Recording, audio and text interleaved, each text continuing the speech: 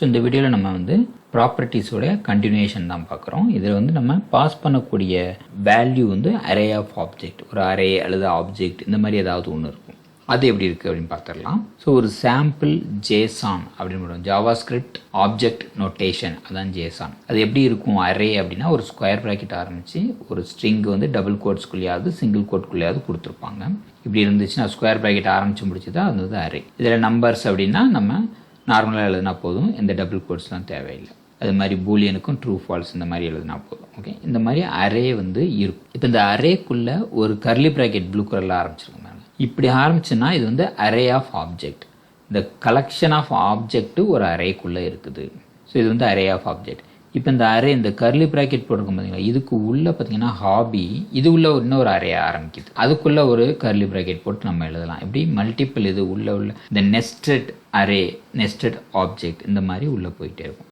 So இது வரைக்கும் போன வீடியோவில் பார்த்துருந்தோம். இந்த ப்ராப்பர்ட்டிஸ் வந்து நான் வந்து ரீயூஸ் பண்ணியிருக்கிறேன் வித் டிஃப்ரெண்ட் டேட்டா. இப்போ இந்த டேட்டாலாம் நான் ஒரு 100 டேட்டா இருக்குது அப்படின்னா 100ஐயும் நான் அந்த மாதிரி கொடுத்துட்ருக்க முடியாது.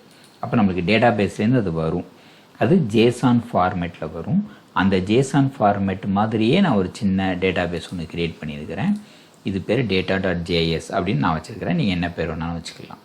இப்போ இதுக்குள்ளே என்னென்னா கோர்ஸ் லிஸ்ட் அப்படின்னு ஒரு வேரியபிள், இது ஒரு கான்ஸ்டன்ட் வேரியபிள், அதை எக்ஸ்போர்ட் பண்ணியிருக்கிறேன். அப்போ நம்ம நேம் எக்ஸ்போர்ட் அப்படின்னு, நேம்டு எக்ஸ்போர்ட் அப்படின்னு சொல்லலாம். இப்போ நம்ம எக்ஸ்போர்ட் டிஃபால்ட்னு போட்டு அந்த காம்போனண்ட் எல்லாம் எக்ஸ்போர்ட் பண்ணலாம். அதை இன்னொரு இடத்துல இம்போர்ட் பண்ணிக்கிட்டோம். அதே மாதிரி இதுவும் நேம்டு எக்ஸ்போர்ட். அப்போ இந்த வேரியபிளை நான் இம்போர்ட் பண்ணி எங்கேனாலும் யூஸ் பண்ணிக்கலாம். இதுக்குள்ளே பார்த்தீங்கன்னா எனக்கு ஒரு ஆப்ஜெக்ட் இருக்குது. இந்த ஆப்ஜெக்டில் இமேஜ், டைட்டில், டிஸ்கிரிப்ஷன். இந்த இமேஜ் எங்கேருந்து வருதுன்னா நான் ஆல்ரெடி இம்போர்ட் பண்ணி சேம் லாஸ்ட் வீடியோலாம் பார்த்தோம்னா அதே தான். ஸோ இது வந்து ஒரு ஜேசான் ஸ்ட்ரக்சர், டிபிலேருந்து எடுத்துகிட்டு வர்ற மாதிரியே அதே மாதிரி செட்டப் பண்ணியிருக்கிறோம். இன்னும் ஒரே ஒரு விஷயம் என்னென்னா, நம்ம அந்த ரன் பண்ணதையும் காமிச்சிருந்தேன். ஸோ ரன் பண்ணது எப்படி இருக்கும், நம்மளுக்கு இந்த மாதிரி இருக்கும். இது வந்து ஒன்று கீழே வருதா. இப்போ நான் வந்து சைடில் கொண்டு வரணும். அதுக்கு நான் என்ன பண்ணுறேன் அப்படின்னா, இந்த 2 கோர்ஸையும் நான் ஒரு டிவுக்குள்ளே போட்டிருக்கிறேன். அந்த டிவ் வந்து கோர்ஸ் கண்டெய்னர் அப்படிங்கிற ஸ்டைலில் இருக்கும்.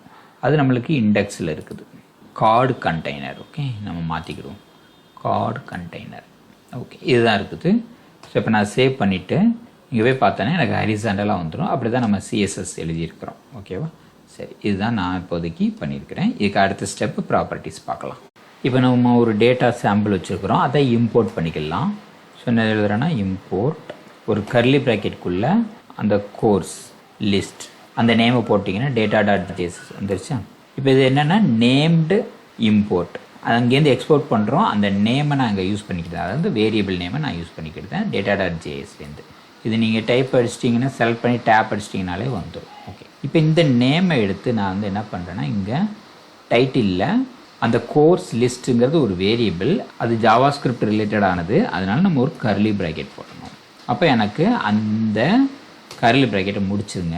கோர்ஸ் லிஸ்ட்டில் ஃபஸ்ட்டு எலமெண்ட், அதாவது 0th இண்டெக்ஸில் உள்ள ஆப்ஜெக்டை எடுத்து அதில் உள்ள டைட்டிலை காமி அப்படின்னு சொல்கிறோம். இது எல்லாமே ஜாவா ஸ்கிரிப்டோடைய சின்டாக்ஸ் தான். கோர்ஸ் லிஸ்ட்டுங்கிறது ஒரு அரே, அதில் 0th எலமெண்ட் எடு. அந்த 0th எலமெண்ட்டில், இந்த கோர்ஸ் லிஸ்ட்டில் 0th எலமெண்ட்டில் டைட்டில் என்ன இருக்குது, இமேஜ், டிஸ்கிரிப்ஷன், இதை தான் நம்ம காமிக்க போகிறோம். ஓகே, அப்போ இதை நான் அப்படியே காப்பி பண்ணுறேன், டிஸ்கிரிப்ஷன்லேயும் போட்டுருவேன். இப்போ இந்த டிஸ்கிரிப்ஷன் எடுத்து இங்கே போடுறோம், இமேஜை எடுத்து இங்கே போடுறோம். இமேஜ் ஏற்கனவே இங்கே நம்ம இம்போர்ட் பண்ணிட்டோம் டேட்டாவில். இப்போ ஆப்பில் எனக்கு தேவையில்லை, அதனால் இந்த 2 இமேஜையும் ரிமூவ் பண்ணிடுவேன்.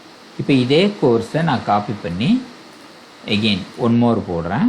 இப்போ இதில் ஃபஸ்ட்டு எலமெண்ட், அந்த ஃபஸ்ட்டு ஆப்ஜெக்ட், அரேயில் உள்ள 0th ஆப்ஜெக்ட், அப்புறம் ஃபஸ்ட்டு ஆப்ஜெக்ட். இப்போ இந்த 2மே வந்துருமா. இப்போ எகெயின் நான் சேவ் பண்ணுறேன், எனக்கு வந்து சேம் அவுட்புட் தான் வரும். ஸோ HTML ஜாவா ஸ்கிரிப்ட் 2 வந்துருச்சு. இப்போ எகெயின் எடுத்து காப்பி பண்ணி டூப்ளிகேட் பண்ணுறேன். ஸோ இப்போ ரீயூஸ் பண்ணோம் அப்படின்னா, இங்கே 2வது ஆப்ஜெக்ட், 2வது இண்டெக்ஸ் ஆப்ஜெக்ட், இது 3வது ஆப்ஜெக்ட். இப்போ சேவ் பண்ணோம் அப்படின்னா எனக்கு அது இங்கே கொடுத்த இந்த டேட்டாவில் கொடுத்த இந்த 4மே லூப்பில் வந்துடுச்சு. அப்போ நம்ம ஒரே காம்போனண்ட்டை ஒரு அரேவை பாஸ் பண்ணி அந்த அரேயில் உள்ள ஆப்ஜெக்டை எடுத்துகிட்டு வரேன். அப்போ நம்ம இந்த கோர்ஸுங்கிறது என்ன இருக்குது, இதில் எதுவுமே நம்ம சேஞ்ச் பண்ணல, அது எப்போதும் போல் சேமாக தான் இருக்குது. இங்கே வேணால் நான் ப்ராப்ஸ் அப்படின்னு மாற்றிக்கிடுறேன். மாற்றிட்டு props dot image props.title props.description போட்டுடலாம். ஸோ நம்ம அந்த மாதிரி டீஸ்ட்ரக்சரும் பண்ணலாம், அது வேண்டான்னா இந்த இது பண்ணிக்கலாம். ஓகே, இப்போ நான் அந்த ப்ராப்ஸ்னே போட்டிருக்கேன், சேவ் பண்ணிட்டேன். எகெயின் நம்மளுக்கு சேம் அவுட்புட் தான் வரும், ஒன்றும் டிஃப்ரென்ஸ் இருக்காது. இப்போ எனக்கு இது வந்து ஒரு 20 கோர்ஸ் இருக்குது அப்படின்னா நான் ஒவ்வொரு கோர்ஸையும் இந்த மாதிரி அனுப்பிட்டு இருக்க முடியாது. ஸோ இதுக்காக தான் நம்ம என்ன பண்ணுறோன்னா ஒரு லூப்பிங் மெத்தடை யூஸ் பண்ண போகிறோம். அது ஒரு ஜாவா ஸ்கிரிப்ட் கோடிங் அப்படின்றதுனால நம்ம ஒரு கர்லி ப்ராக்கெட் போட்டு தான் ஆரம்பிக்கிறோம்.